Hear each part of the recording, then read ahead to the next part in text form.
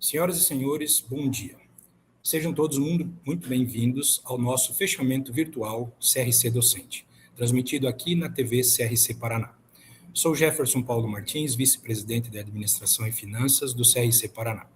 É com grande expectativa que inicio nossos trabalhos debatendo um tema essencial e transformador, as novas diretrizes curriculares para os cursos de Ciências Contábeis, que entram em vigor a partir de 2026. Não esqueça de garantir seu certificado e pontuação. Faça sua inscrição pelo portal de eventos e registre sua presença no link que será disponibilizado no chat. Fiquem atentos. Teremos, neste dia, 3 palestras sobre as novas diretrizes curriculares, Resolução Conselho Nacional de Educação 01/2024, e seus impactos na formação profissional. Para responder à pergunta central, qual profissional o mercado precisa, temos a honra de receber nosso primeiro palestrante, o professor Laudelino Johann. Laudelino é contador, professor, consultor, vice-presidente de desenvolvimento do CRC Paraná, autor de diversos livros, membro da Academia de Ciências Contábeis do Paraná e uma referência nacional na educação contábil. Professor Laudelino, seja muito bem-vindo, a palavra é toda sua. Obrigado, vice-presidente Jefferson Paulo Martins. Feliz em podermos estar juntos hoje, falar um pouco desse tema, do perfil do novo profissional que o mercado cada vez quer mais. Então, vamos imediatamente, já vou estar dando início à minha palestra, para que a gente possa estar falando sobre esse perfil, para que definitivamente possamos entender o funcionamento aí da realidade desse novo mercado.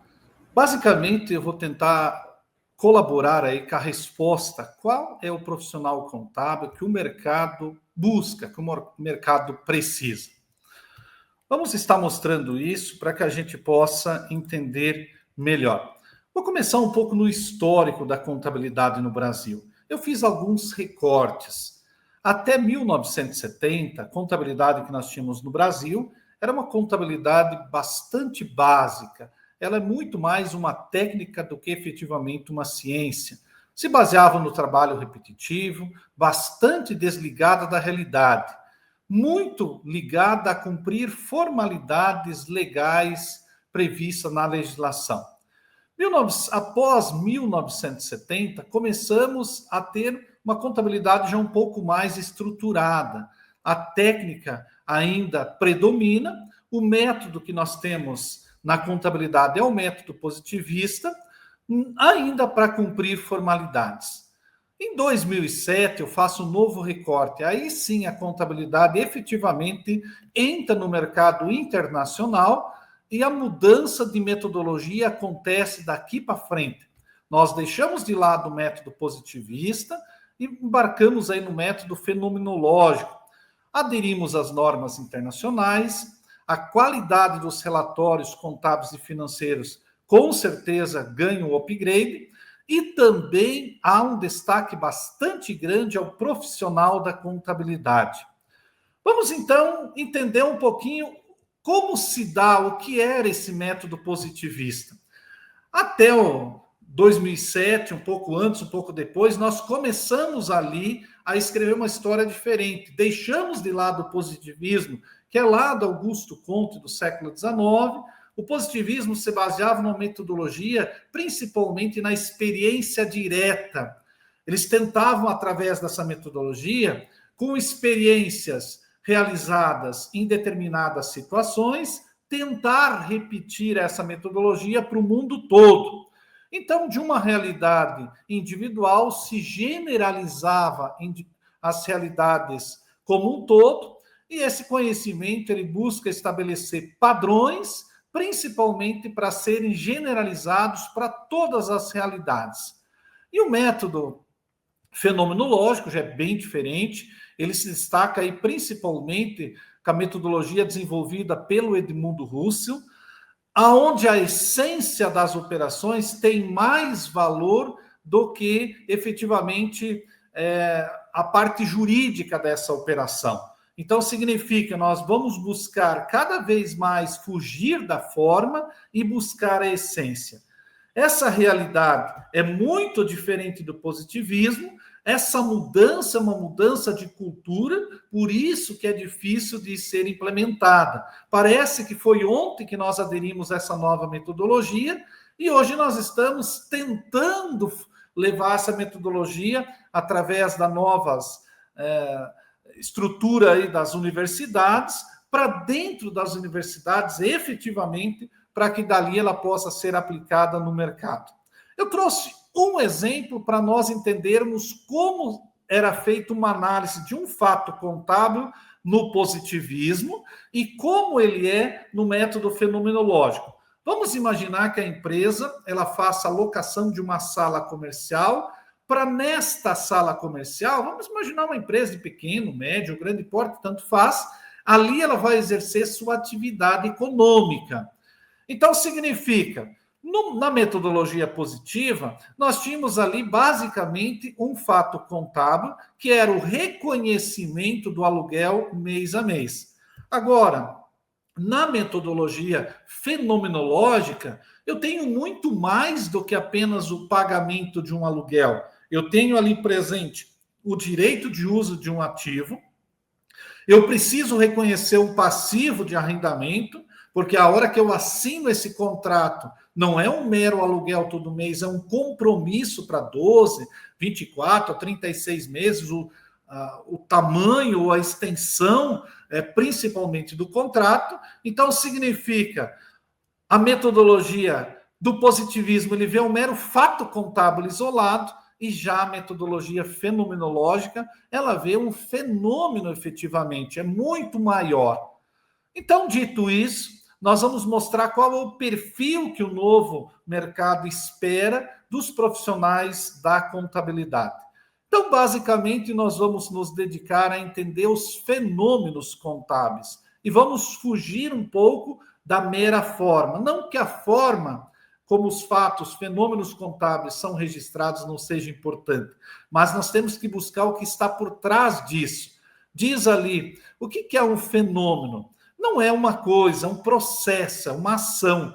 Então, significa, ele é muito mais que uma coisa, ele é um processo onde essa coisa, vamos dizer assim, esteja inserido. A forma, nós todos sabemos. A forma é basicamente aquilo que aparenta ser esse fenômeno, mas nós temos que ir além dessa forma. A essência é aquilo que nós queremos efetivamente registrar. Aí diz, olha, a verdade última, a situação real de um determinado fato. Veja que isso parece simples, mas é bem complexo de ser realizado, e pelo fato de ser complexo de ser realizado, isso também mostra que efetivamente nós vamos ter que ter uma contabilidade muito mais apurada, uma contabilidade com muito mais valor agregado do que os meros registros contábeis simples, como vínhamos fazendo.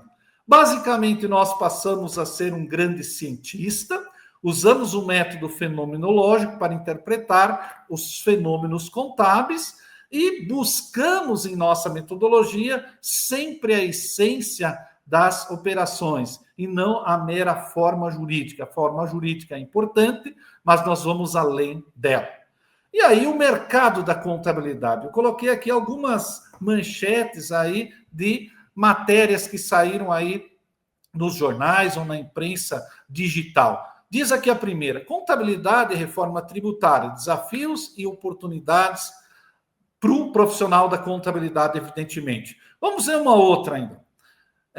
Mais de 32 mil vagas de emprego. Olha aí, então significa o mercado da contabilidade está aquecido. A reforma tributária contribui, mas o mercado contábil em si também contribui. Então nós temos aí grandes oportunidades. Aqui fala um pouco de analista contábil e desenvolvedor. Significa, olha, as pesquisas mostram que essas profissões baseadas aí no analista contábil, desenvolvedor, etc., estão em alta. Então, significa, temos grandes oportunidades à vista. E aí, qual é o perfil que o mercado busca? Principalmente aí os escritórios de contabilidade. Os escritórios de contabilidade ainda estão bastante apegados a buscar burocratas. Burocrata é aquele que cumpre obrigação principal e obrigação acessória, principalmente de área tributária. Mas eu coloquei uma frase aqui: existe um oceano azul de oportunidades dentro das empresas, muito, mas muito, além da burocracia tributária. Então, significa, dá para ter um olhar muito maior, muito mais distante do que efetivamente a burocracia. Mas tem algumas dúvidas que a gente precisa pensar um pouco. Significa, qual é o papel da educação, então, nesse cenário? Basicamente, o papel da educação é buscar respostas para o mercado que tenham um perfil de contador que esse mercado quer. Então, significa, qual é esse perfil? Nós temos que pensar um pouco, nós temos que ir um pouco além da burocracia, porque, caso contrário, se a burocracia diminuir, o papel do contador poderia perder sua importância. Aqui eu coloquei já uma frase para nós pensarmos um pouco. Precisamos de um ensino que vá além das demandas imediatas. Quais são as demandas imediatas? Às vezes, as demandas imediatas são muito mais operacionais, burocráticas, do que efetivamente uma ciência. E aqui eu digo, olha, o profissional da contabilidade, ele precisa, através do ensino visionário, ser capaz de antecipar tendências. Basicamente, nós, contadores, temos que construir hoje o futuro. Então, significa que é muito além de trabalhos repetitivos.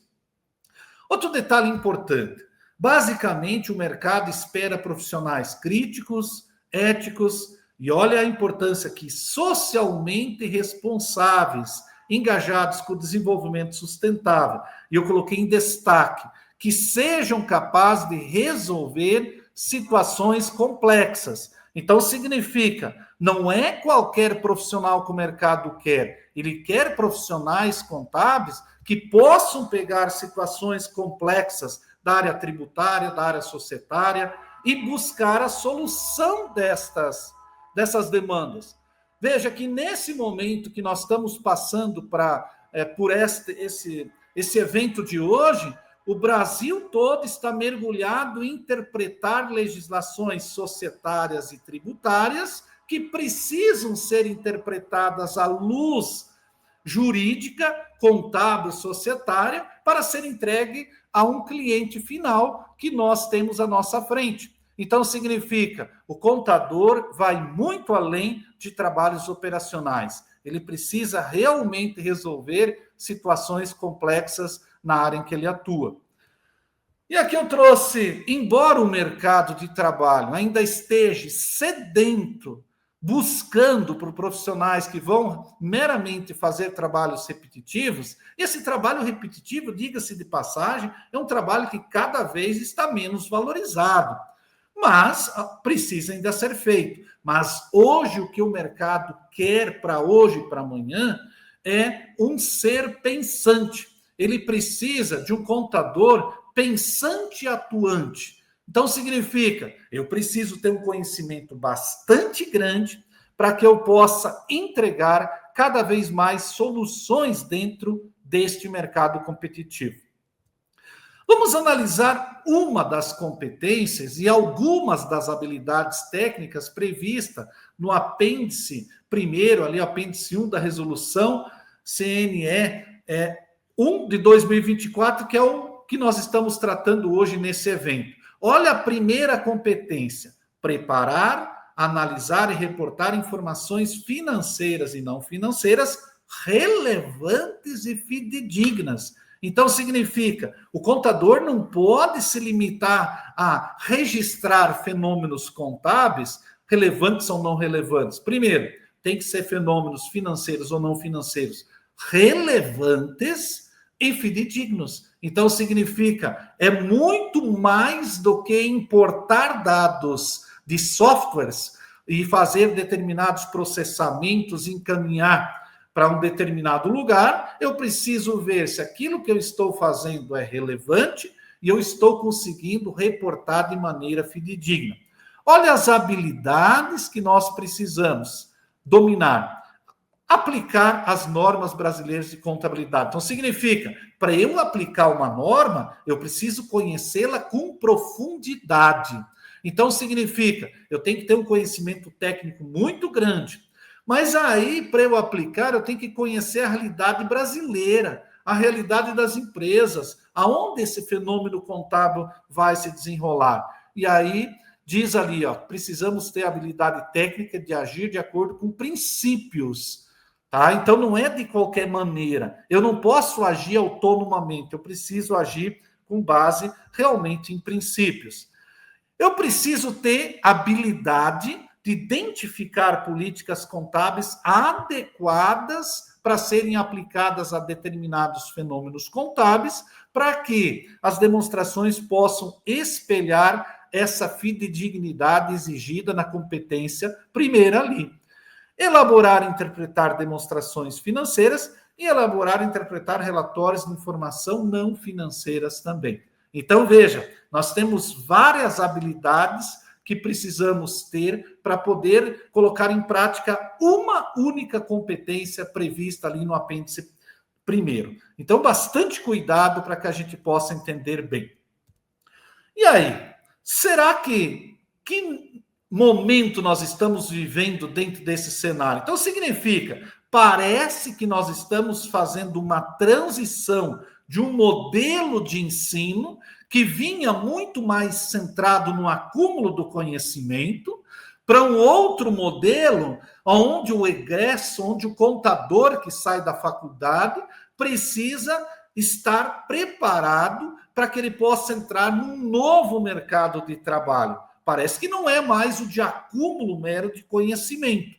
Você já deve ter ouvido falar, olha, essa pessoa sabe muito, mas não sabe transmitir ou colocar em prática. Então, parece que esse conhecimento meramente acumulado não é suficiente.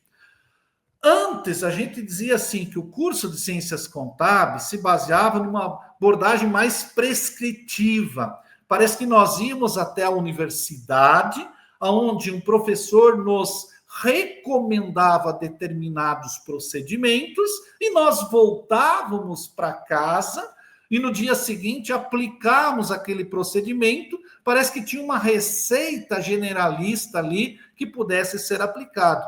Isso é coisa do passado.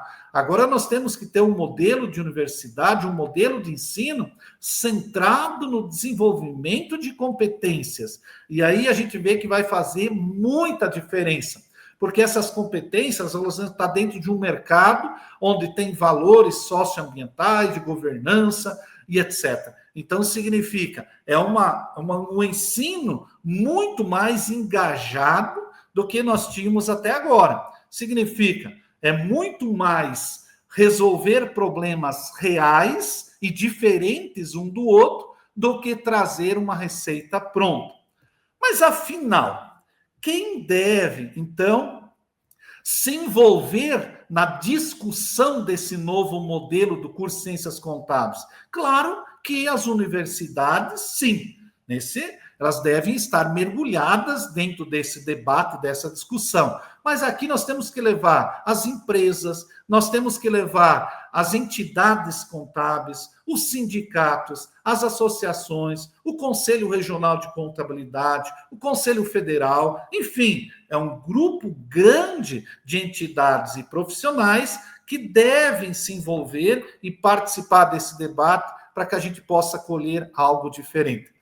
E onde que se dá o ponto de partida desse debate? Basicamente, em algumas premissas. Primeiro, nós não podemos esquecer que o trabalho manual que vinha sendo feito pelos contadores e técnicos de contabilidade, e ainda em partes está sendo feito, esse trabalho não especializado será cada vez mais realizado por softwares e robôs. Então não adianta eu querer brigar com o software e robô. O software ele vem nos ajudar. Eu não posso querer que o robô caia fora para eu continuar fazendo trabalho repetitivo. Não, aí não dá. Tornar-se cada vez mais barato. Trabalho não especializado, aquele trabalho repetitivo, ele já é em grande escala feito por robôs e por computadores, vai ser cada vez mais barato e hoje ele já é realizado em grande escala, em velocidades nunca vistas antes, e ele vai deixar de ser realizado por humanos num futuro muito próximo. Talvez daqui a 1 ano, 2, a gente não sabe exatamente quando ele vai deixar de ser realizado. Então, significa, isso aqui eu não posso querer para mim. Eu preciso deixar isso para os softwares e para os robôs. Será que...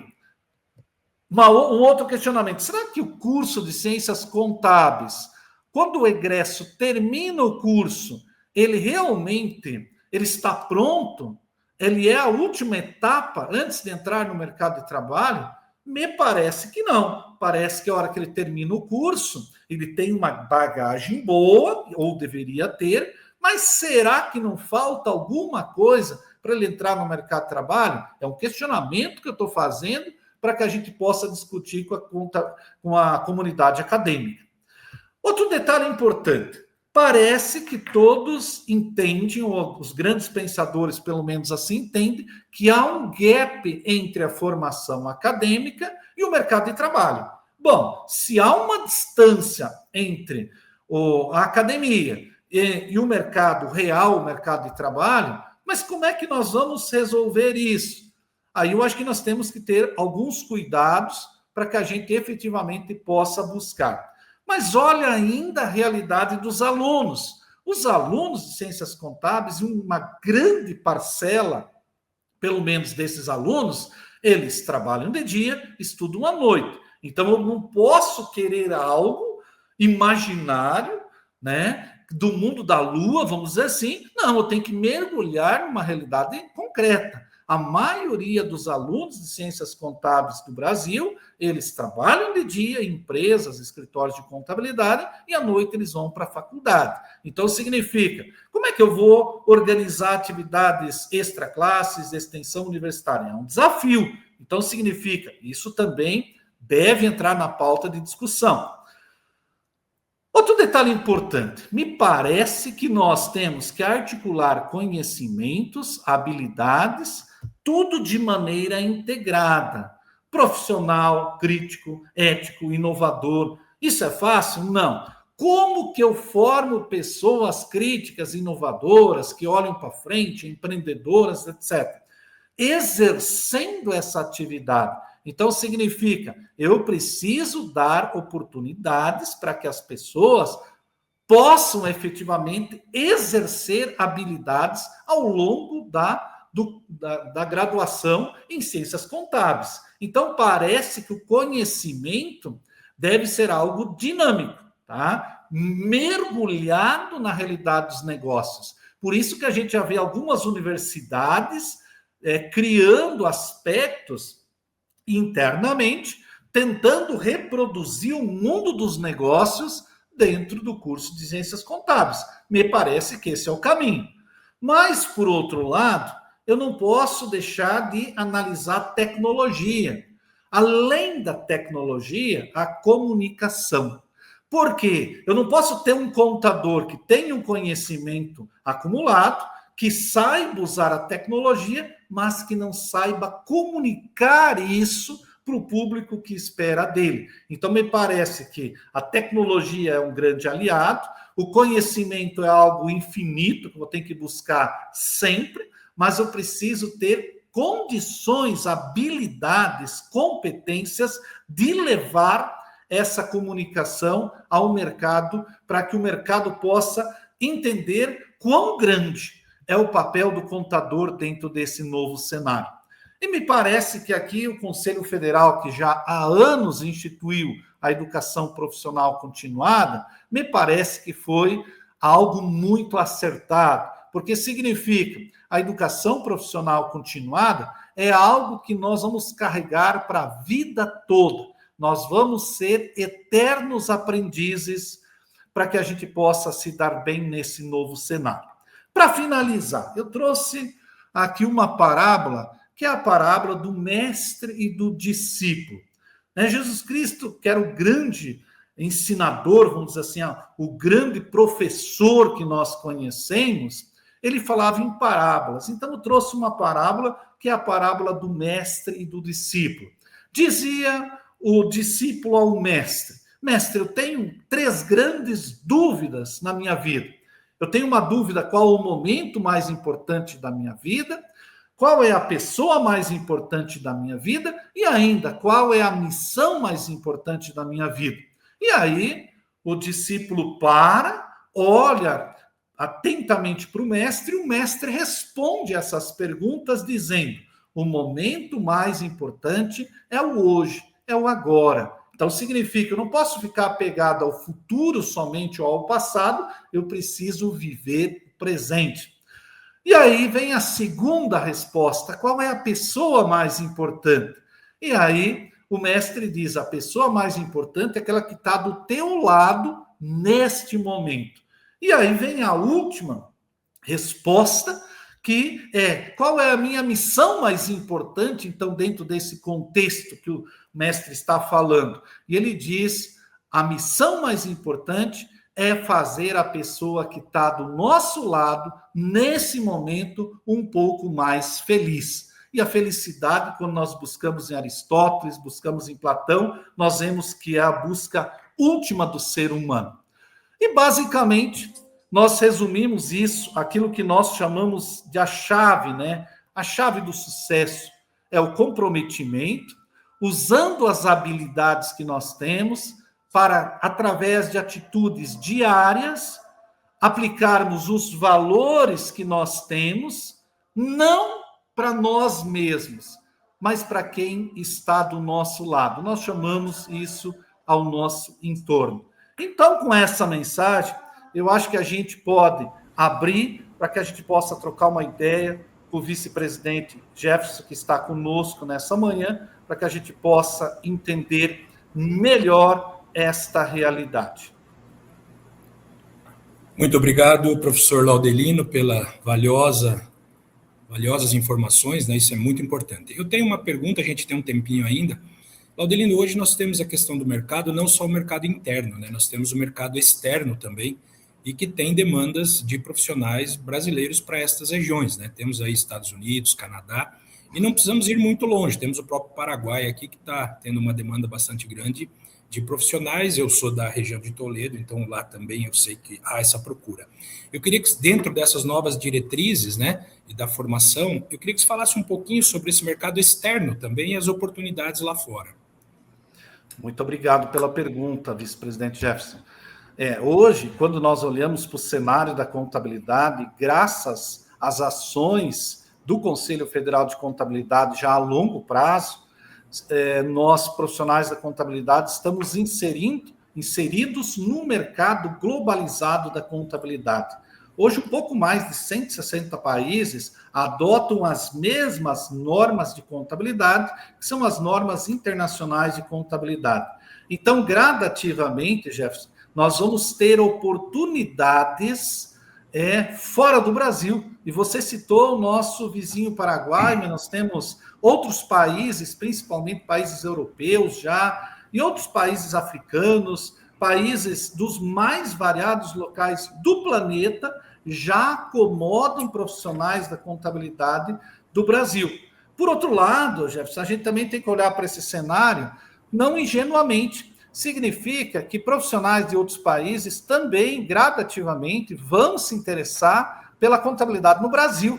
E quando nós falamos que nós vivemos talvez o melhor momento da contabilidade brasileira dos últimos 40, 50 ou 70 anos, não é de graça. Significa, o mercado está em ebulição, o mercado está em consolidação, temos grandes oportunidades de crescimento, mas nós temos que olhar esse cenário. E talvez a recomendação mais importante neste ponto, Jefferson, é as universidades não perderem o link, o contato com o mercado nacional e com o mercado internacional, que é para onde os profissionais vão trabalhar. Então, esse mercado econômico, financeiro, operacional, é aonde nós vamos mergulhar, e é ele que as universidades precisam estar atentos. Ok, professor Laudelino, muito obrigado, excelente explanação. Eu agradeço a tua participação com essa palestra, e nós vamos dar sequência agora à próxima palestra, que é Dando sequência, então, ao nosso evento, chegamos ao momento prático. Nossa segunda palestra responderá à pergunta essencial: como implementar as DCNs em sala de aula? É uma honra apresentar a vocês o palestrante professor Elias Garcia. Eu, mediador, contador, advogado e licenciado em psicologia e atual gerente do nosso desenvolvimento profissional do CRC, Dirceu Zonato. Dirceu, a partir de agora, você assume a condução desse painel. A palavra é sua, meu amigo Dirceu. Bom dia a todos. Obrigado, vice-presidente Jefferson, pela apresentação. Eu fico muito honrado em mediar esse painel que coloca o dedo na ferramenta mais crucial de todas, a sala de aula. Passamos das diretrizes para a prática. A pergunta que nos guia agora é direta e decisiva: como implementar as DCNs em sala de aula? Para nos orientar nessa transição do o que para o como, temos a honra de contar com uma das vozes mais qualificadas do país. É com grande satisfação que apresento nosso palestrante, professor Dr. Elias Garcia. O professor Dr. Elias é contador e professor, doutor em ciências empresariais e doutor em linguística aplicada, acadêmico imortal da Academia de Ciências Contábeis, aliás, eleito presidente para o próximo triênio. Professor Elias, a palavra é sua.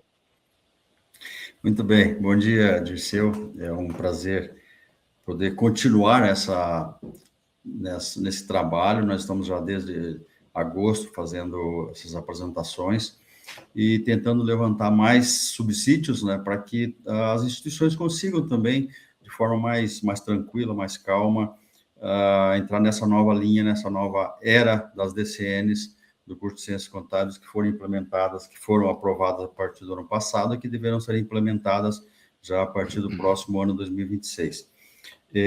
Eu vejo que a importância de que a gente tem que pensar um pouco, né, nessas diretrizes é que nós estamos, como o professor Laudelino acabou de falar agora há pouco, nós estamos passando por uma transição muito grande. E desde 2004 a gente tinha umas diretrizes que estavam sendo a base para todos os cursos de ciências contábeis. E a gente tem percebido bastante dificuldades para se implementar até as diretrizes anteriores.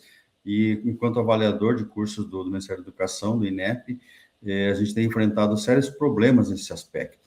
Então, a pergunta básica, eu vou começar a falar aqui com vocês, uma perguntinha básica, que vai já tentar fazer aqui um desafio a todos vocês. O que nós estamos querendo formar? Que tipo de profissional, né, que a gente está formando agora? Então, na sequência aqui, eu tenho uma perguntinha que está na nossa próxima passagem ali. Então, a nossa discussão passa dessa pergunta: estamos formando apenas contadores ou profissionais protagonistas da transformação social? A gente tem uma visão bastante restrita da função do contador e que isso chama atenção. Agora, nós precisamos agora pensar numa nova visão, até para que nós consigamos implementar as novas diretrizes, até pegando novamente o gancho do professor Laudelino, numa visão mais ampla, não aquela visão prescritiva, mas muito mais descritiva, que faz com que o profissional seja, agora, não simplesmente aquele lançador, fazedor de lançamentos contábeis ali no sistema, mas também que ele precisa conhecer, nessa nova visão da fenomenologia, o que realmente está acontecendo com as empresas, certo? Então, apesar de toda essa discussão sobre os aspectos de competências, habilidades, e as novas diretrizes, desde 96, quando foram criadas ou foram aprovadas as leis, ou a LDB, a nova lei de base da educação, nós deixamos de seguir aquele currículo mínimo, né? Que é aquele currículo mínimo que fazia os cursos ficarem muito mais engessados. A partir disso, a LDB já trouxe essa permissão, já trouxe essa facilidade para que as instituições começassem a se soltar e começassem a fazer alguma coisa mais voltado para o interno dela, ali, né? Não ficar preso a um currículo fechado, amarrado, como era antes. Então, a partir de 96, como a LDB já permitiu isso, começaram-se, então, a discutir as diretrizes curriculares de todos os cursos de atividades profissionais regulamentadas.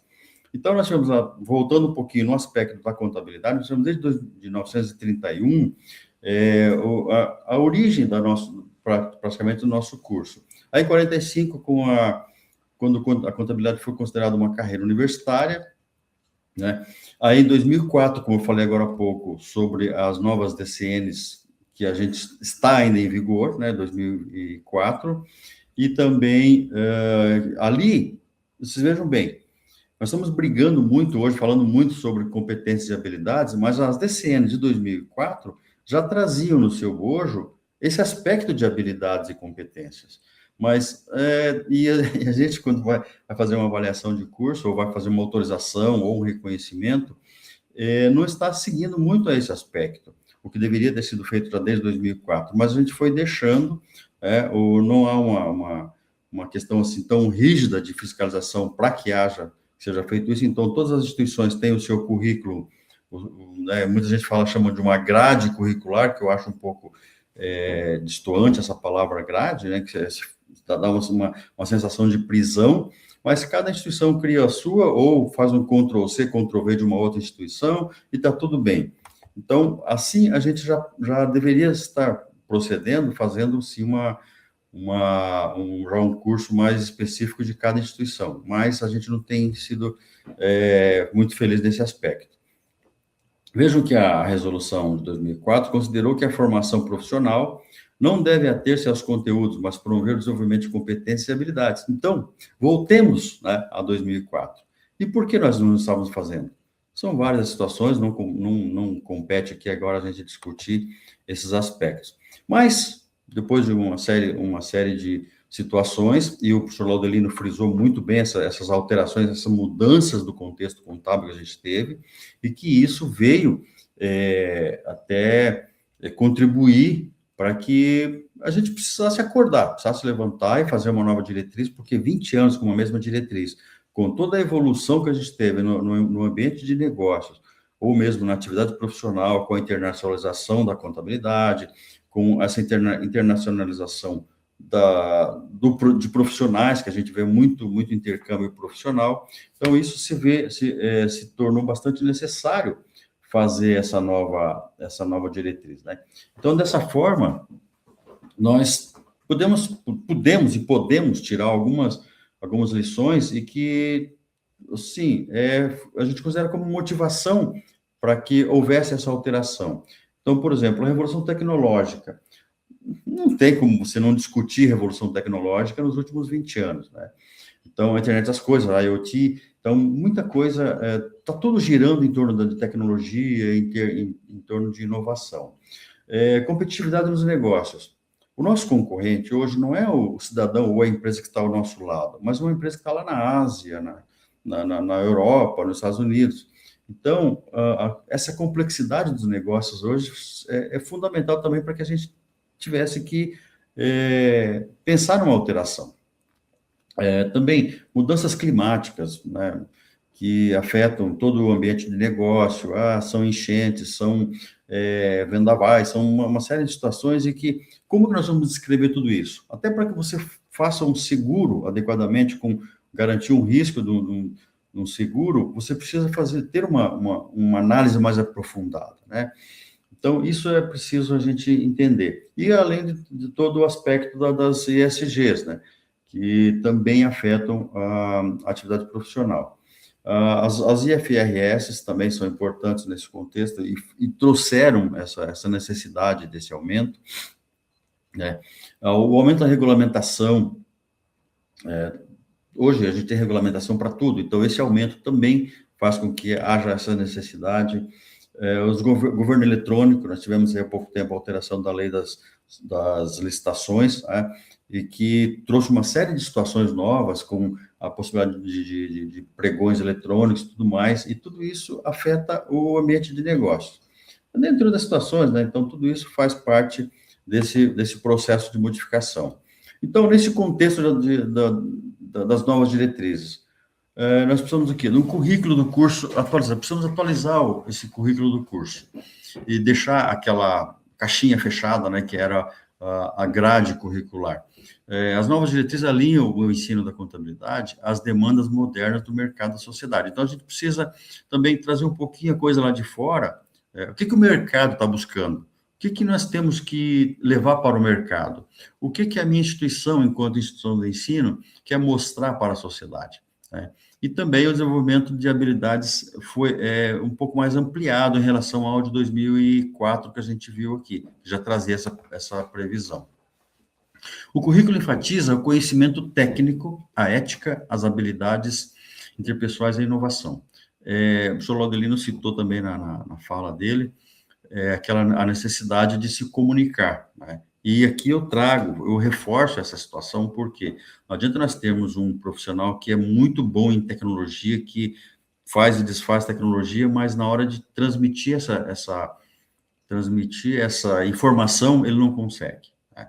Então, nós precisamos trazer esse bom profissional e levar a ele uma nova habilidade, né? Que ele consiga falar em público, que ele consiga desenvolver uma sequência lógica de ideias. Os desafios à adaptação. Hoje a gente vê muito nos classificados de emprego, uma das características, uma das competências muito buscada é a capacidade de adaptação. E isso não é diferente na questão da contabilidade, né? Instituições, professores e alunos enfrentam desafios para adaptar as novas diretrizes curriculares. Isso aqui, quando a gente fala nessa atualização dessas DCNs, nós vamos perceber que o impacto não é só no aluno ou só no professor, mas o impacto é no aluno, é no professor, é na instituição, na coordenação do curso, é nas empresas, é em todos os aspectos. Né? Todos foram impactados. A ênfase em habilidades práticas. O novo currículo enfatiza o desenvolvimento de habilidades práticas e a aplicação de conhecimento em situações reais. E isso é importante. Eu venho estudando as metodologias de ensino, as metodologias ativas, desde 1999. E a gente tem visto que não dá para você chegar numa sala de aula nesse modelinho de 1850, onde você chega numa sala de aula, você tem o aluno de trás olhando para a nuca do aluno da frente, e ali, esse é um modelo totalmente ultrapassado, né? Nós precisamos enfatizar habilidades práticas, nós precisamos enfatizar não só no aluno, mas também no professor, que ele precisa também se renovar, ele precisa também se atualizar um pouco daquilo que ele vinha fazendo desde 1900 e lá vai bolinha, certo? Eu sou da geração de formados da década de 80, então de lá para cá a gente viu muita coisa e nós não podemos manter aquela mesma estrutura que a gente ensinava em 1985, 1990. Nós precisamos fazer um upgrade aqui, até no nosso conhecimento, para que a gente consiga cativar um pouco mais essas novas gerações que estão chegando. Essas gerações são gerações que nasceram com a tecnologia à flor da pele. Então, não são como nós que pegamos isso no caminho, andando. Então, foco em ética e sustentabilidade. Não tem como você não trabalhar hoje esses aspectos de ética e sustentabilidade. Isso aplica diretamente em todos os aspectos da contabilidade ou da questão empresarial, do ecossistema empresarial. Então, também a flexibilidade curricular. E aqui pode haver até confusão, porque, mas se nós estamos conversando sobre as habilidades e competências, e como é que nós estamos falando sobre flexibilidade curricular? O currículo vai continuar existindo. O que nós temos que entender é como que nós vamos adaptar ou conectar uma habilidade do aluno que está no primeiro ano do curso com o aluno que está no terceiro ano do curso. Então, essa flexibilidade, ou flexibilização até, desses aspectos são muito importantes na hora de se pensar um novo projeto pedagógico para o curso. Então, nós temos alguns impactos na formação dos profissionais. Transformações nas qualificações dos contadores. Então, aqui nós já vemos que os impactos são básicos em todos todos os aspectos da contabilidade ou do profissional da contabilidade. Então, o ensino moderno da contabilidade exige que esse conhecimento seja diferente daquele conhecimento que a gente tinha lá na década de 90 ou até no começo dos anos 2000. Quando a gente retoma aqui uma fala do Peter Drucker, que em 1950 falou que quem tivesse conhecimento superaria o século XXI, ou entraria no século XXI em condições de competição, ele não estava divagando, é o que nós estamos vendo hoje, né? Competências socioemocionais. Então, a comunicação eficaz, aquilo que eu já falei agora há pouco, né, com relação à forma de você transmitir aquilo que você tem, porque não adianta nada você saber muito, mas saber para você. E eu, enquanto professor da universidade, eu tenho acompanhado que, às vezes, a gente precisa contratar um professor, e o professor como diz na gíria por aí, é o bambambam da profissão, mas quando ele chega na sala de aula, ele não consegue falar 10 minutos do conteúdo. Ele sabe todo o conteúdo, mas para ele transmitir 10 minutos de conteúdo, ele não consegue. Então, o que é isso? Essas habilidades que a gente precisa treinar, tanto no aluno quanto no professor, para que não haja depois um conflito, né? Preparação digital e global, a gente está acompanhando todos os dias, nós temos novas tecnologias, novas descobertas da inteligência artificial, hoje está impactando. A inteligência artificial não vai tomar a vaga do profissional da contabilidade, ele vai apenas readequar quem vai trabalhar, porque para operar uma inteligência artificial, você precisa ter um bom operador. Então, quem estava trabalhando na prática braçal, se especializar um pouquinho, ele vai dominar a inteligência artificial. Então, é isso que nós precisamos entender. Ninguém vai perder emprego. Quando nós olhamos um pouquinho para a história, quando nós vemos lá a Revolução Industrial, nós percebemos muito bem isso, que são feitas as readequações dos postos de trabalho com a evolução tecnológica, né? Aprendizagem prática interdisciplinar, então, os currículos ou as formações, os projetos pedagógicos devem focar em experiências práticas, estudos de casos e projetos interdisciplinares, e isso a gente vem discutindo há muito tempo. Como vocês devem ter ouvido no meu currículo, eu tenho formação tanto na área de contabilidade, com mestrado, doutorado em administração, mas também eu trabalho na área de linguística. Por quê? A interdisciplinaridade hoje é muito importante. Essa conversa transdisciplinar, que você trabalha tanto com um profissional da administração, porque quando você vai atender um cliente, esse cliente não é um especialista em contabilidade. Se você continuar mantendo o contabilês do dia a dia para o seu cliente, ele vai falar, para que eu quero isso? Eu não entendi isso. Ele não quer saber como você faz a contabilidade, ele quer saber qual o resultado, todos aqueles lançamentos, todos aqueles fatos ocorridos na empresa que se transformaram em fenômenos ali na contabilidade. Alguns desafios para as instituições de ensino. Como eu falei agora há pouco, não é só o aluno ou o professor que vai ser impactado, né, que serão impactados neste momento, mas as instituições de ensino também serão impactadas para que consiga implementar esse novo modelo, né? Então, por exemplo, a instituição de ensino precisa fazer uma revisão de estruturação de todo o currículo do curso. Então, e fazer essa revisão não é chamar um professor só, que é o coordenador do curso, ou o diretor, ou o coordenador do centro, ali, alguma coisa assim, e mandar ele propor um novo projeto. Não. Isso tem que ser feito uma discussão entre todos os professores. A gente tem um processo nas instituições chamado NDE.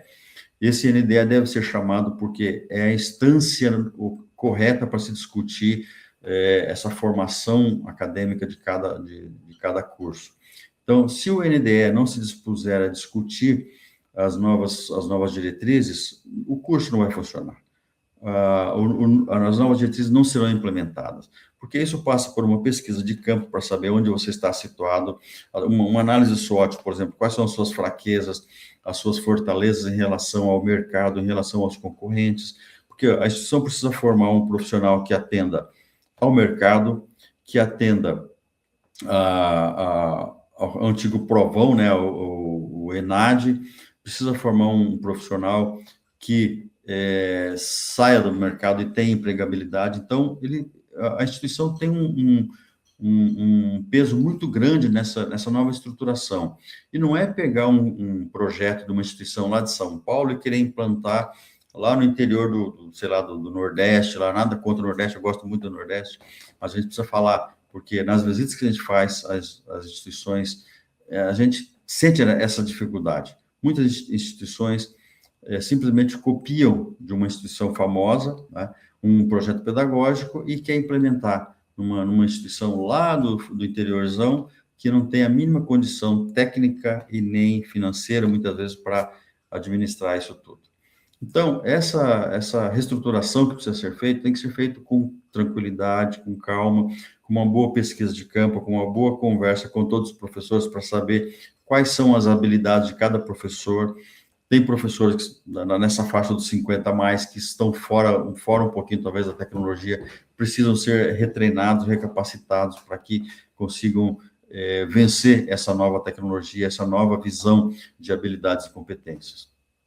Então, esse corpo docente precisa ser envolvido, não só a NDE, mas aí sim depois todo o corpo docente. E quando se fala numa instituição pública, existem vários conselhos superiores a serem demandados para que haja essa aprovação. Então, dessa forma que fica, não é muito fácil, não se faz de um dia para a noite. Eu conheço instituições que estão há 2 anos discutindo já essas novas diretrizes e ainda não foram implementadas adequadamente. Outras aprovaram um projeto, mas já estão reestudando, porque com toda essa discussão que está sendo feita, tanto pelo Conselho Federal como por todos os conselhos regionais, isso está trazendo algumas novas ideias para todos. Então, essa é a importância que a gente vê em toda essa discussão que nós estamos fazendo. Aprimoramento da infraestrutura tecnológica, e aí a gente volta a discutir a questão da instituição, né, esse impacto nas instituições, porque não basta você ter um laboratório de informática ali com 10, 20, 30 máquinas, mas que não tenha um software adequado para se analisar, por exemplo, trabalhar com jogos de negócios, jogos empresariais, dentro do sistema, né, informatizado. Porque é isso que a gente vê na empresa hoje. Todas as empresas estão trabalhando com ERPs de última geração, com BIs muito bem estruturados, e que aí você forma um aluno na universidade, na faculdade, e que esse aluno chega lá no mercado, não sabe nem por onde começar, nem por onde montar um plano de contas adequadamente. Então, essa reestruturação, essa adaptação institucional precisa ser também no aspecto de infraestrutura e tecnologia. Essa integração teoria-prática, o professor Laudelino falou sobre isso também, e a gente vê, até com essa nova diretriz, fez obrigatório o estágio e facultativo o TCC. Para que isso? E aqui a gente entra numa discussão, porque nós não temos numa instituição, com raríssimas exceções, a gente pode contar nos dedos de uma mão e sobra dedo, que vamos ter pesquisadores de alta capacidade, alta capacitação, tudo. Em todos nos meus 30 e tantos anos de docente da universidade, talvez se salvar 10% de alunos que são voltados para a área de pesquisa, a gente tem que levantar a mão para o céu e agradecer. Então, é muito mais importante você trabalhar com essa prática, e isso não vai bitolar o aluno também a ser um prático sem nenhum conhecimento teórico. Nenhuma prática subsiste se não tiver uma boa teoria. Eu sempre digo isso. Então, a gente precisa fazer essa integração da teoria e da prática e fazer com que o aluno consiga desenvolver dentro do curso, durante o curso, né, essa atuação. Então, alguns desafios para os professores. Atualização constante em novas tecnologias e normas contábeis. O professor, às vezes, está trazendo aquela carga de conhecimento que ele tem há muito tempo e não se atualiza. Isso é muito ruim. E eu sou da geração, né, bastante, já 50 a mais, então a gente tem vê essa situação acontecer muito, de professores que no atual contexto, não gostam de trocar de disciplina de um ano para o outro, ou pegar uma disciplina nova no ano seguinte, né? Por quê? Porque está acostumado já tem um material montado de 10 anos atrás e que vem aplicando todo ano o mesmo conteúdo. Isso a gente precisa mudar um pouquinho e balançar um pouquinho o corpo docente da instituição. Então, o professor deixa de ser aquele que sabe tudo e procura ser mais um mediador, um facilitador da aprendizagem. Agora, isso aqui eu vou falar depois no desafio aos alunos, né? Também o aluno precisa aceitar ser mediado pelo professor. E aí há aquela comunicação, aquela interação entre o professor e o aluno. Adoção de metodologias ativas e avaliação por competências, isso eu já falei um pouco, e nós não temos como voltar a tempos passados e utilizar aquela mesma metodologia que nós, quando éramos estudantes, aprendemos. E nossos professores, com todo o respeito que devo a todos eles não tinham nenhuma metodologia. Por quê? Nós somos contadores, nós somos formados para o mercado profissional, o mercado de trabalho técnico, e não para ser docentes, não para ser professores. Nós precisamos dar uma balançada na nossa estrutura para que nós tenhamos mais professores com formação didático-pedagógica. Isso é importante, porque aqui, às vezes, não depende de você saber todo o conteúdo aprofundado, mas se você souber transmitir aquilo que você sabe, vai ativar a vontade no aluno para aprender de outras formas, de fazer pesquisa, de buscar algum conhecimento de outras formas. Então, é aquele ser mediador e não mais ser o dono da razão em tudo que acontece. Integração da ética, cidadania e inovação. Então, com as disciplinas técnicas, nós precisamos fazer essa integração de forma ética e de forma bastante... na forma de inovação mesmo, porque a inovação hoje está em todos os aspectos, nós precisamos unir, né, tanto essas metodologias, essas integrações todas, com disciplinas técnicas. Vamos pegar uma disciplina teórica e vamos ministrar essa disciplina teórica no mesmo momento que nós estamos ministrando uma disciplina técnica. É fazer a junção, essa integração, de forma que o aluno consiga, ao mesmo tempo, aprender a teoria e também aplicando já na prática essa teoria. Então, agora, os desafios para os estudantes. Então, ele deve ser o protagonista no processo de aprendizagem, e aqui eu chamo a atenção no seguinte aspecto: ninguém aprende se não quiser. E nenhum professor consegue ensinar se o aluno não quiser aprender. Então, esse protagonismo do aluno também tem que ser conduzido de forma que o professor desperte no aluno esse protagonismo necessário.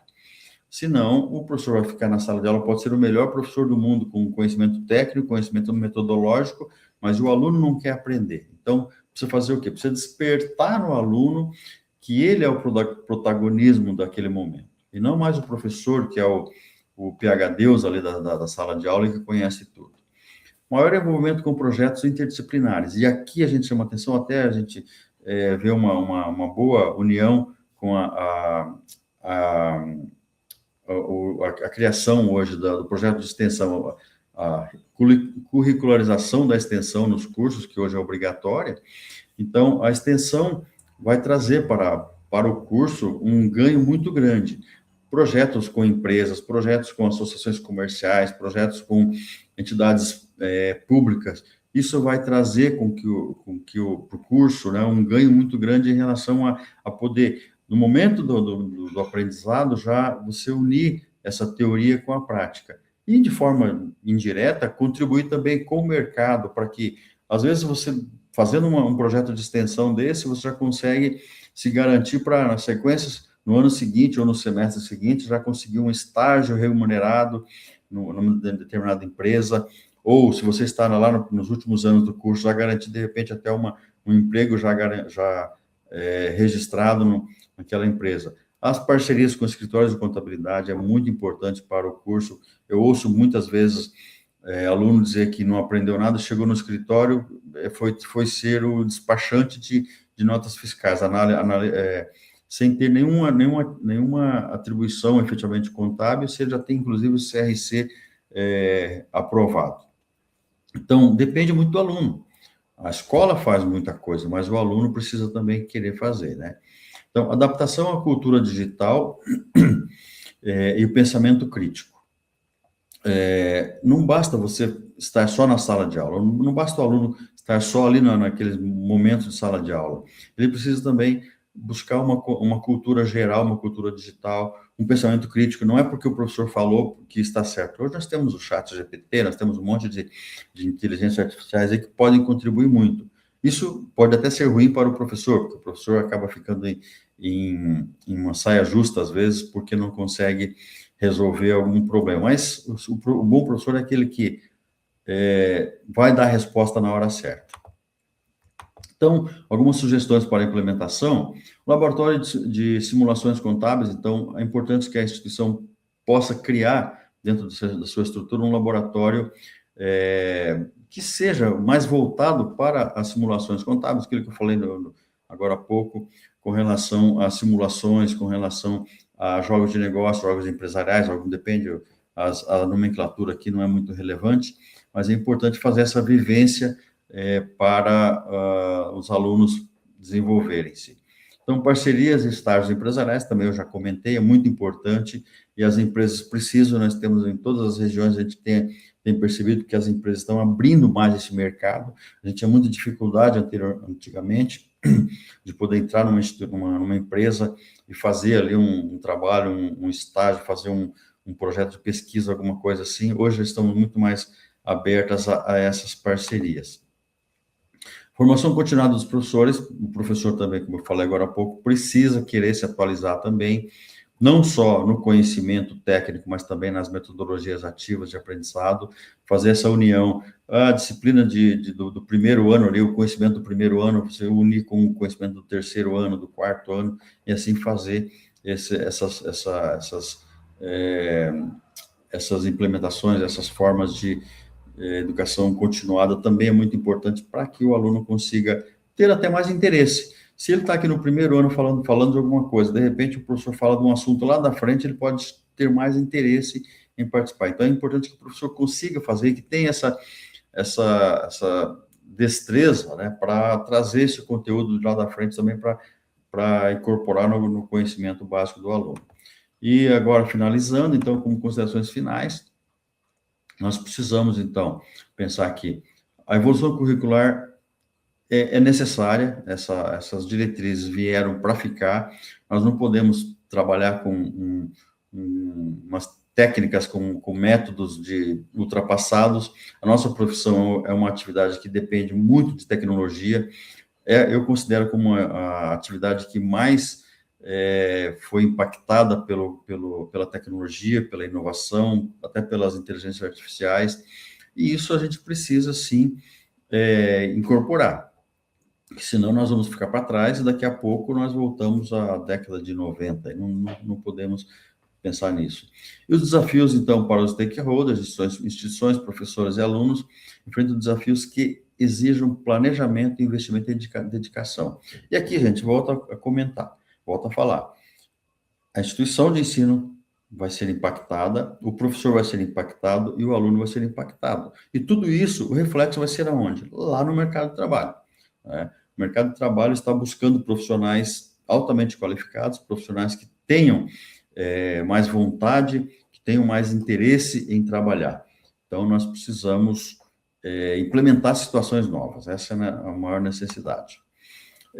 Colaboração e comprometimento, então, o sucesso não vai acontecer só pelo professor, ou só pelo aluno, ou só pela instituição. A gente precisa de que haja essa união das três partes, pelo menos, né? E preparando, então, futuro profissionais. O mercado está em franco desenvolvimento e o nosso objetivo final de tudo isso, né, é formar contadores éticos e inovadores prontos para contribuir para o desenvolvimento da economia. Isso a gente reflete depois lá no mercado de trabalho, a gente reflete depois nas pesquisas que nós vamos encontrar nos congressos, nas publicações científicas por aí. E isso, eu acho que é fundamental no dia de hoje, atualmente. Então, finalizando, como a gente fala sempre em planejamento, e aqui, para você fazer essa atualização das diretrizes, é preciso financiamento, é preciso planejamento. Se nós não nos planejarmos, nós não conseguimos fazer essa implementação simplesmente de uma reunião apenas, né? Então, eu trouxe até uma citação da Bíblia aqui, né, que diz que, pois qual de vós, pretendendo construir uma torre, não se assenta primeiro para calcular a despesa e verificar se tem os meios para concluir? Então, né, lá 700 anos antes de da gente pensar em vida aqui, nós já tínhamos lá uma função de planejamento. E tudo depende do planejamento. Se nós nos planejarmos com afinco, nós vamos ter um curso muito bem estruturado que, infelizmente ou felizmente, a partir de março do ano que vem, vai ter que estar no mercado. E, claro, a consequência principal vai ser que o avaliador vai chegar na sua instituição, né, e vai cobrar aquilo que está nas diretrizes curriculares.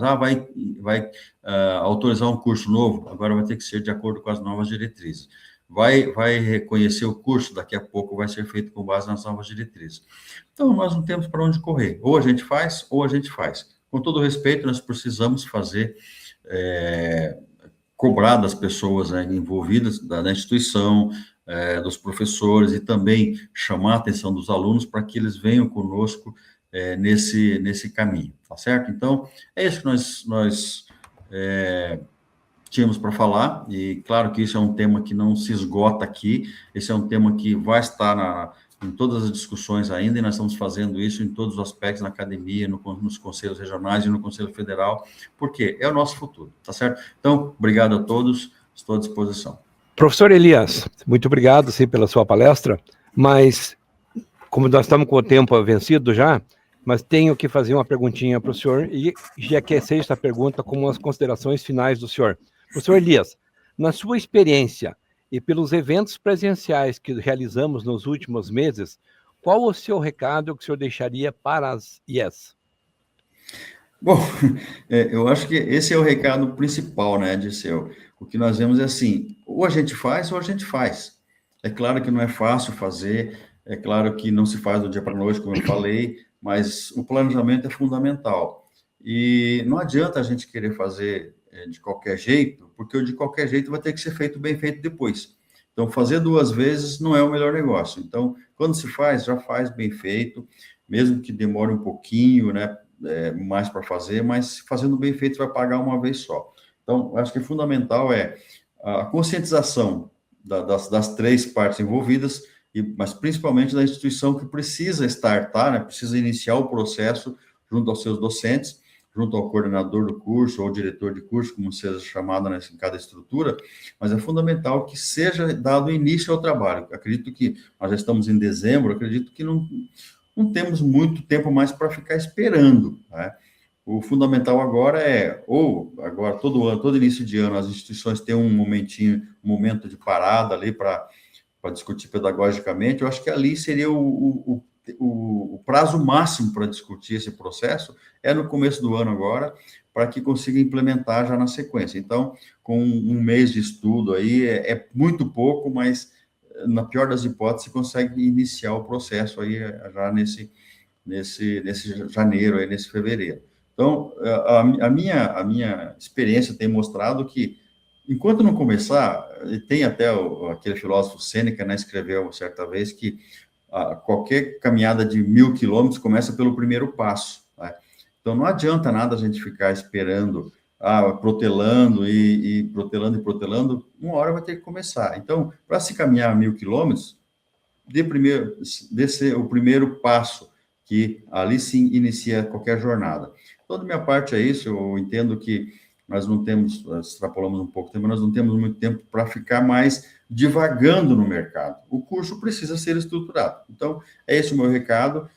O CRC está fazendo um trabalho hercúleo de né, fazer essa divulgação toda, está à disposição. Eu acredito que o CRC vai apoiar muito as instituições, ainda mais do que já está apoiando, mas depende também da instituição demonstrar interesse. Acho que é importante que se faça isso e vamos começar. Muito obrigado, eu agradeço a todos pela compreensão, por todas as participações que nós tivemos, que é muito importante, e fica o recado. Siga esse conselho, vamos lá. Ok, muito obrigado. Agradecemos, então, ao professor Dr. Elias pela palestra Prática Essencial sobre como implantar as DCNs em sala de aula.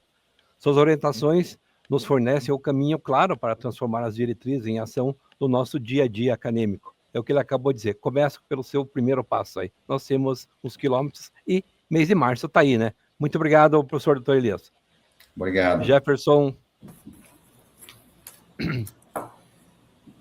Excelente, professor Elias, Dirceu, muito obrigado aí pelas reflexões, né, tão importantes aí no nosso momento. E agora, para finalizar nossas palestras, vamos à pergunta que define o futuro da nossa profissão.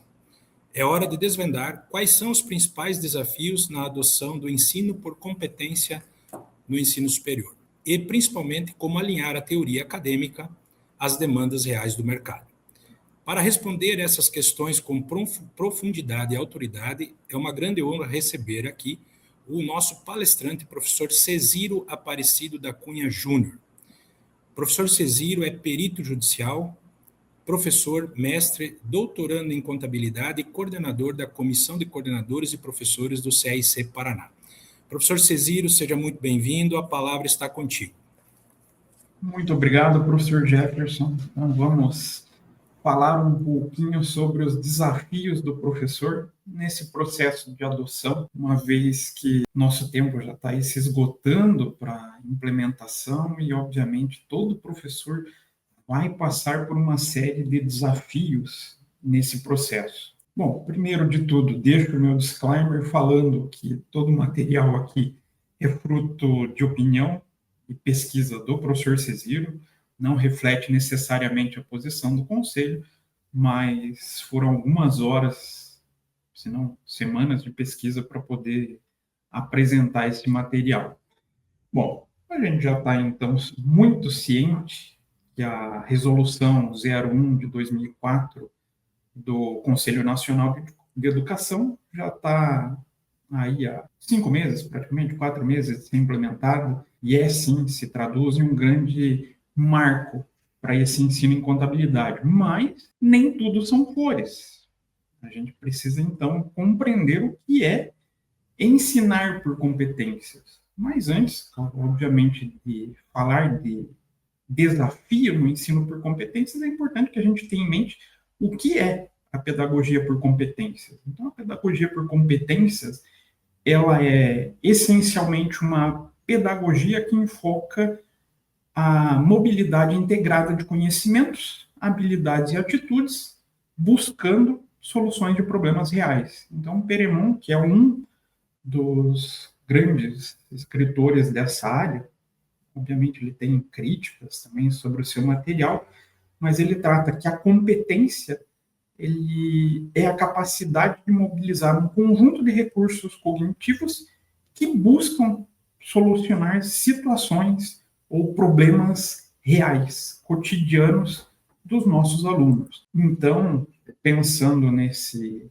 conceito, nesse conceito de competências, a gente tem esse ensino deslocado desse conteúdo tradicional, como a gente viu nas falas do professor Laudelino, desse conteúdo mais prescritivo, para um modelo que passa a ter o aluno como ponto central. Então, o aluno é o foco e ele busca, então, esse desempenho em tarefas significativas e sai simplesmente desse acúmulo de conhecimento, acúmulo de matéria. Então, a gente deixa de ter o aluno como receptor de informação e trata ele como um protagonista, efetivamente, desse processo de ensino-aprendizagem.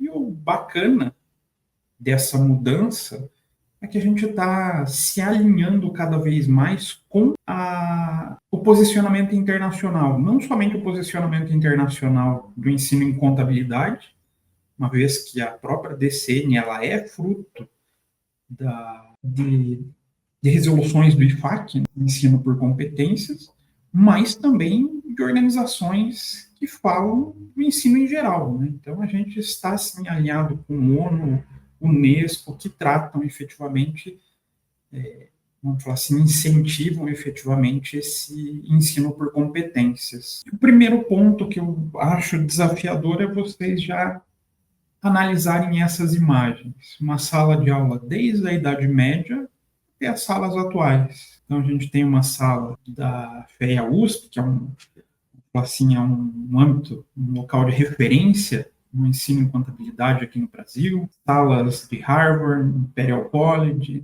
aonde a gente ainda encontra o professor como o centro do conhecimento. E se a gente parar para analisar as nossas salas de aula, assim, no dia a dia ainda são configuradas desse modo.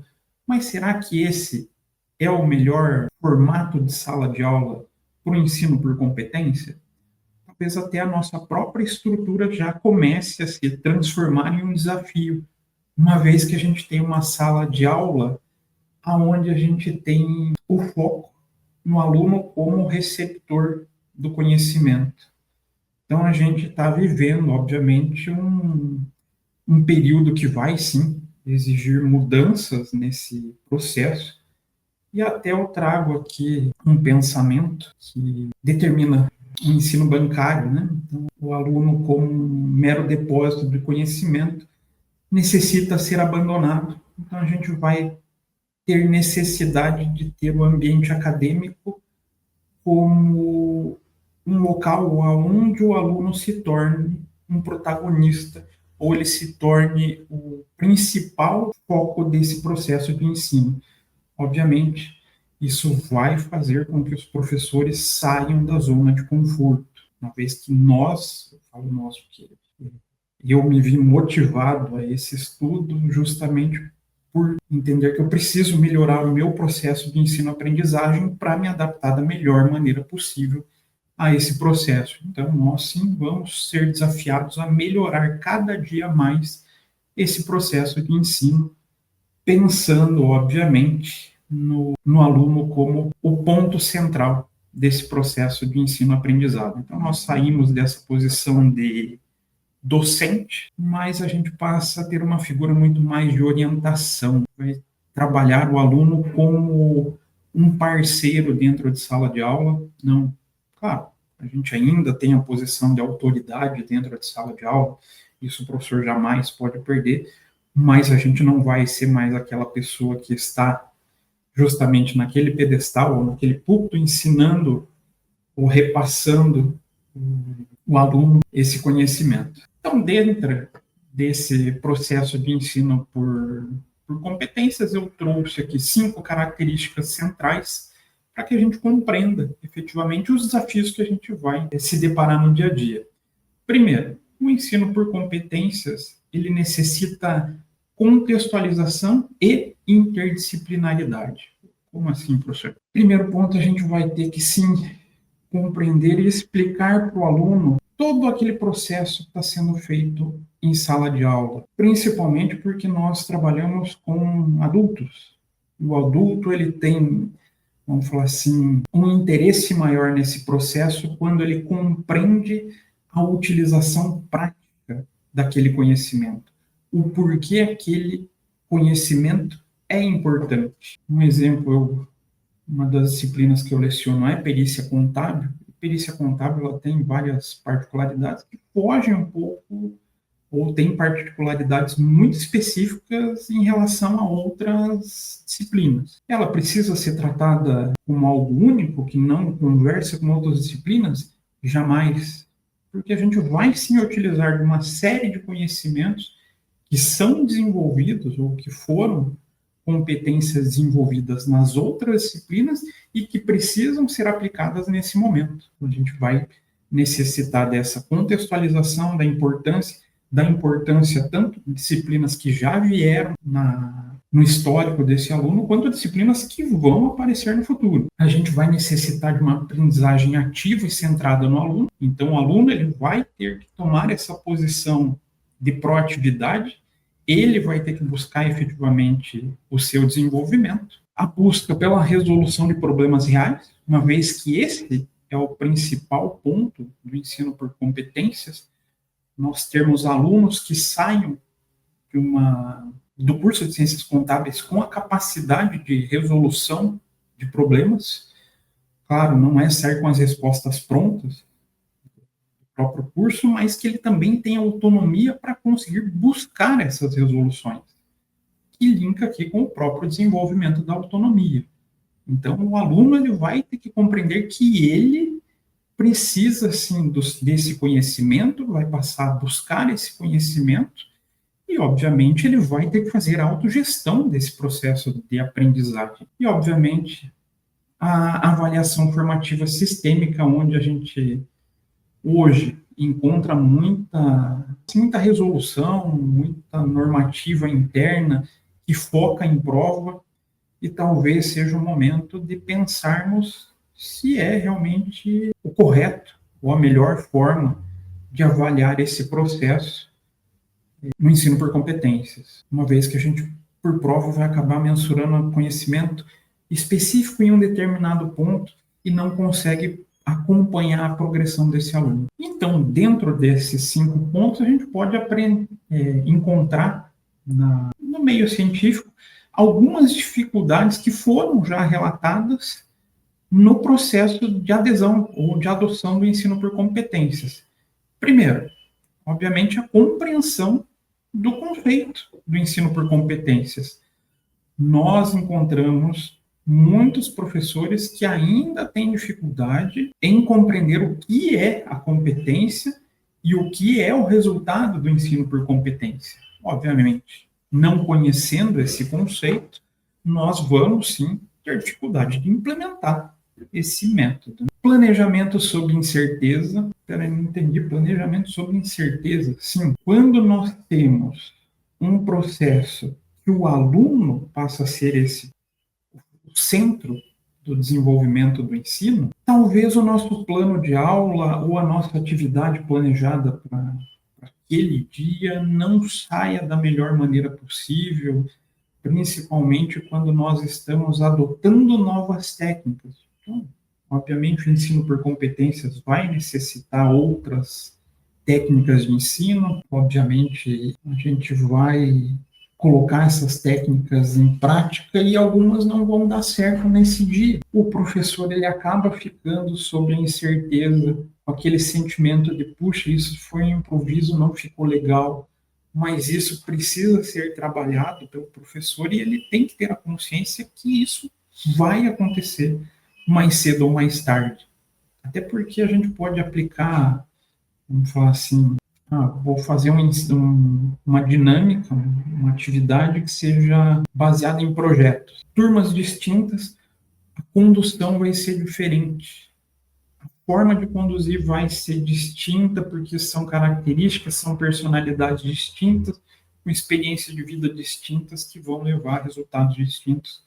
E isso vai gerar esse sentimento, e o professor tem que ter na cabeça que isso vai fazer parte do processo, e que ele tem que aprender a lidar, efetivamente, com esse sentimento de improviso. Construção de situações problemas. Então, existe uma dificuldade de desenhar problemas que sejam contextualizados e, principalmente, que façam esse link de maneira clara entre a teoria e a prática. E isso vai ser essencial para que o aluno realmente compreenda esse processo de resolução de situações reais. E muitos professores eles vão ser desafiados a criar esses problemas, essas situações problemas, e que essas situações problemas vão ter que ser revisitados a cada semestre, porque cada vez a gente vai ver, a gente volta ali na situação do improviso, da incerteza, que alguma coisinha pode ser melhorada e a gente vai necessitar desse processo de revisão. E a avaliação também é um processo que nós teremos convidados a rever, porque sim, é uma dificuldade. Primeiro, obviamente, pelo que eu falei há pouco, em relação à figura das normas institucionais, cada instituição vai ter a sua forma, 70% da nota em prova, 60% da nota em prova. Como que eu vou conseguir efetivamente acompanhar o desenvolvimento desse aluno durante a construção dessa competência? Algumas semanas nós tivemos uma palestra aqui falando sobre a taxonomia de Bloom, e eu gosto muito desse processo do desenvolvimento do conhecimento sendo acompanhado pela taxonomia de Bloom, e talvez a gente acabe tendo que repensar nesses processos de avaliação para que a gente consiga realmente compreender se o aluno conseguiu ou não desenvolver a competência. Até eu estava analisando recentemente o curso de medicina, revisitou também sua DCN, e lá eles já tratam até o processo de avaliação em relação a essas competências. onde eles colocaram especificamente na DCN deles que a avaliação tem que conter processos sobre o desenvolvimento cognitivo, desenvolvimento motor e desenvolvimento atitudinal. Então, a gente vê como também a gente pode aplicar a filosofia de Bloom, né? Então, essa taxonomia. Outro desafio, o trabalho coletivo. Então, aqui a gente encontra os docentes atuando de maneira conjunta para que a gente consiga compreender o desenvolvimento durante todo o curso. Por quê? Algumas competências a gente consegue verificar que podem ser desenvolvidas em uma disciplina. Como eu falei do caso de perícia, a gente tem uma competência específica sobre perícia e que vai ser, obviamente, o foco da disciplina. Mas tem competências que são desenvolvidas ao longo dos 4 anos de curso.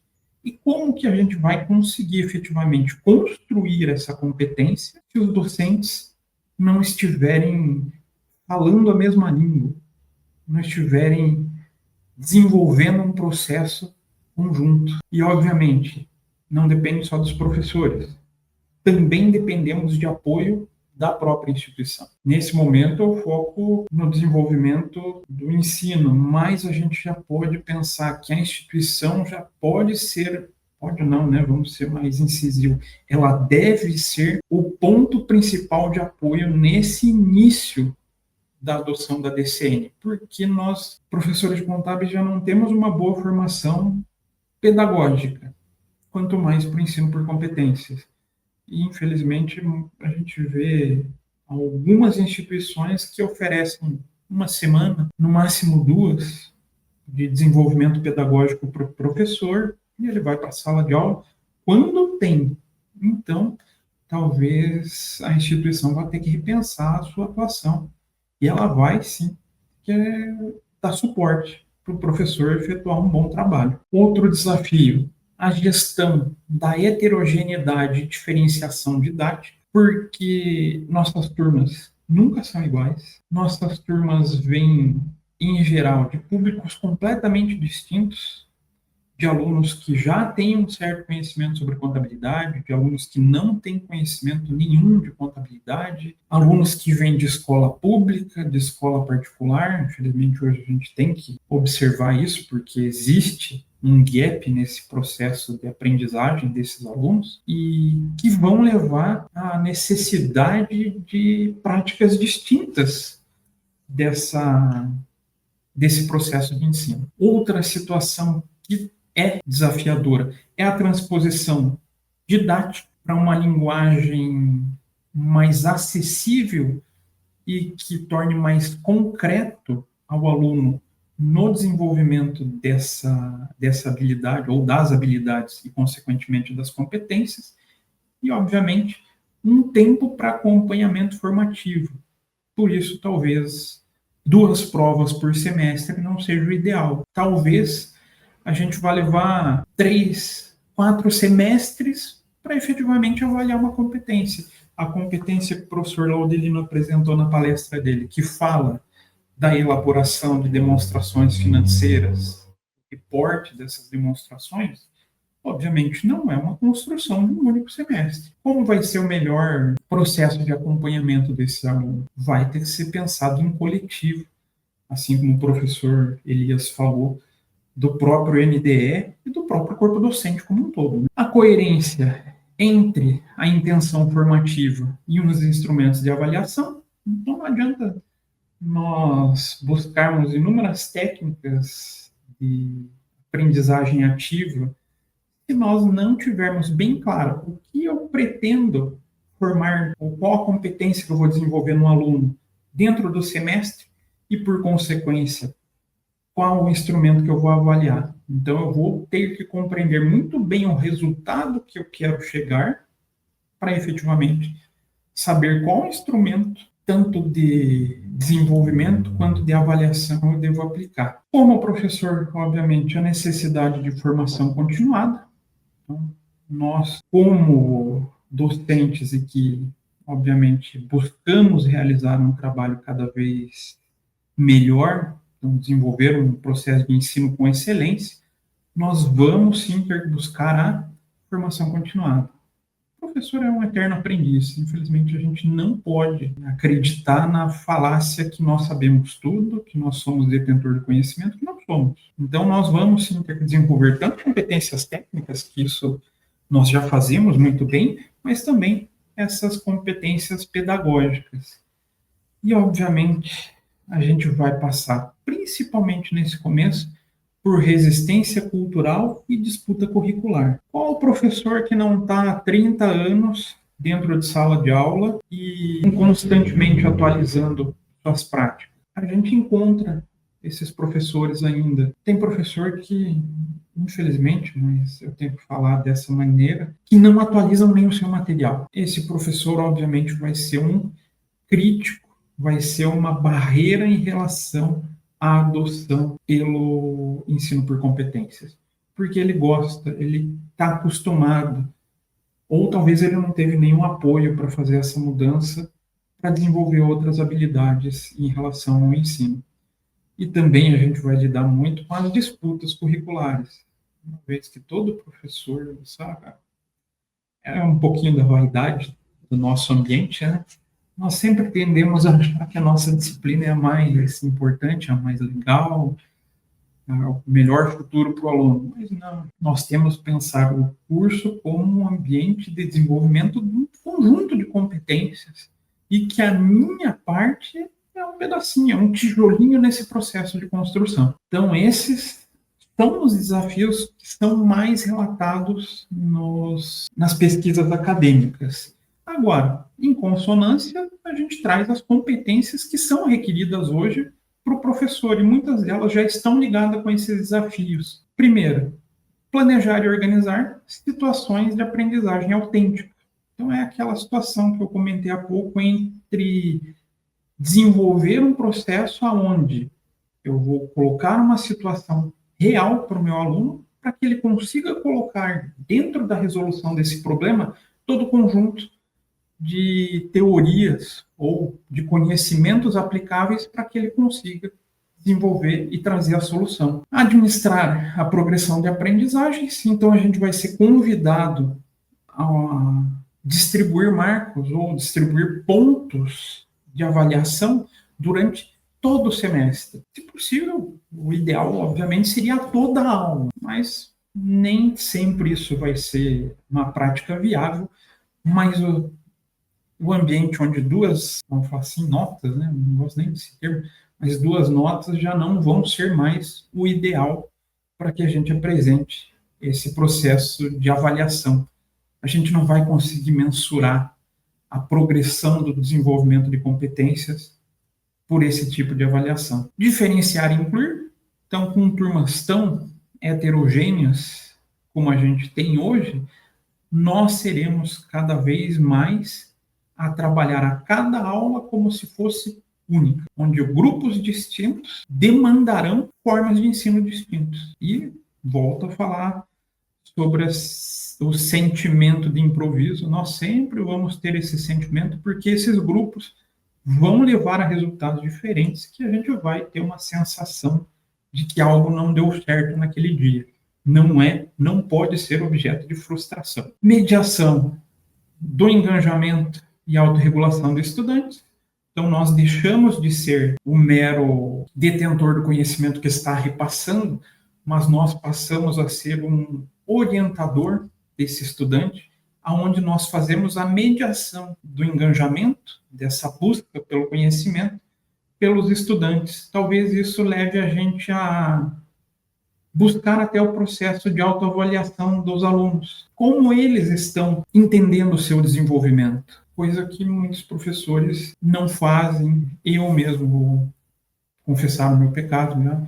Hoje eu não faço ainda, mas estou trabalhando para desenvolver esse processo e que compõe efetivamente até a nota da minha avaliação, uma vez que nas instituições que eu trabalho, eu sou obrigado a avaliar por nota. Avaliar por competência, pensando em coerência entre finalidades, quais os critérios e quais as evidências que eu vou ter do desenvolvimento desse processo. Então, triangular o processo, o produto e principalmente como usar esse controle de como foi desenvolvido e também trazer um feedback mais claro sobre o desenvolvimento dessa competência para o aluno. Efetivamente, trabalhar a autonomia do aluno para que ele entenda se ele está desenvolvendo ou não e o que ele pode melhorar nesse processo de desenvolvimento. Novamente, voltando a atuar como um orientador, né, nesse processo de ensino-aprendizagem. Trabalhar em equipe e coordenar interdisciplinariedade. Aqui o coordenar vai muito mais do núcleo docente estruturante ou da própria coordenação, onde nós teremos que ter o conhecimento de toda a equipe e como que a gente vai desenvolver o conteúdo durante as disciplinas. A gente não vai abandonar, obviamente, as disciplinas, mas elas vão ter que conversar entre si. Aprender, obviamente, a dar feedback, mas feedback de maneira clara e útil, uma vez que muitos professores não dão feedback. E a gente sabe que muitos feedbacks não são úteis. Então, nós vamos ter que definir critérios claros e avaliações claras para os alunos, para eles compreenderem. Eu precisava ter atingido esse ponto, não atingi esse ponto e o porquê que eu não atingi, ou se eu atingi e qual o nível de excelência nesse processo, nesse resultado. Então, o uso de tecnologia, obviamente a gente vai ter que utilizar esse processo de simuladores, próprio AVA, a tecnologia, até o ChatGPT a gente vai ter que aprender a usar, porque os alunos não vão abandonar mais essa ferramenta. A IA, em geral, vai estar presente nas nossas aulas, mas nós vamos ter que pensar como utilizar esse processo para que o aluno seja crítico a ele, para que ele realmente coloque essa ferramenta em xeque. Talvez seja uma maneira da gente aprender a lidar com esse desafio em sala de aula. Atuar com ética e responsabilidade social. Então, trabalhar de dilemas como sigilo, justiça, segurança acadêmica, sempre fazendo um link com situações reais, trazendo, então, como o aluno ser ético na resolução dos problemas, como ele vai se tornar um profissional ético, trabalhando essa competência ou essas competências, linkando, então, com a responsabilidade profissional que o contador tem. Né? A gente acaba desenvolvendo profissionais que demandam, hoje em dia, uma responsabilidade social muito grande, uma atuação que a gente preza pelo primor ético. Aprender continuamente e todo dia refletir sobre a sua prática docente. Então, buscar entender tudo que a gente fez durante um semestre ou durante um ano, compreender preferencialmente com dados em relação a esse acompanhamento pedagógico, para que a gente consiga compreender aonde nós temos pontos a melhorar. E, obviamente, melhorar a nossa prática. E para que a gente consiga melhorar, a gente também busque formação continuada. Então, assim como a gente estuda contabilidade todos os dias, seremos cada vez mais convidados a estudar sobre o processo pedagógico. Integração entre contexto profissional e stakeholders do curso. O professor Elias comentou há pouco sobre o próprio NDE estar ali linkado com a sociedade, com empresas da região. O professor Laudelino também comentou. Aqui, obviamente, a gente vai ser convidado, como professor, a estar alinhado também com essas expectativas. O que o profissional, ou o que o ambiente profissional espera desse nosso aluno, para que a gente consiga desenvolver essa competência para atender esse ambiente profissional. Gestão de tempo e logística de projetos, uma vez que a gente está com o ensino hoje por competências, mas não somente isso, um ensino com uma realidade integradora, com processos de inserção social. Obviamente, a gente vai ter que escalonar essa complexidade e tentar traduzir todos esses projetos em prazos acessíveis dentro desse nosso plano de curso. Então, essas são as principais competências que a literatura traz. E, obviamente, o ensino por competências vai exigir, obviamente, uma transformação profunda na nossa prática e vai oferecer, talvez, um caminho promissor para a formação de profissionais mais preparados para esses desafios contemporâneos. Então, o professor ele vai cada vez mais ganhar protagonismo nesse processo de ensino. Aqui eu deixo meus contatos, fico à disposição. Volto a palavra ao professor Jefferson. Obrigado, professor Cesiro, aí pelas valiosas colocações, né, sobre as diretrizes. E eu peço desculpas em função do nosso tempo, professor Cesiro. Vamos deixar as perguntas para um outro momento, ok? Então, em nome desse Conselho Regional de Contabilidade do Paraná, agradeço profundamente a cada palestrante, mediador e participante que tornou este debate tão rico e fundamental. Que as reflexões e conexões de hoje inspirem e transformação prática em nossas salas de aula e fortaleçam a profissão que queremos construir. Conselho de Contabilidade do Paraná. Siga este conselho. Muito obrigado a todos. Tenham um excelente dia.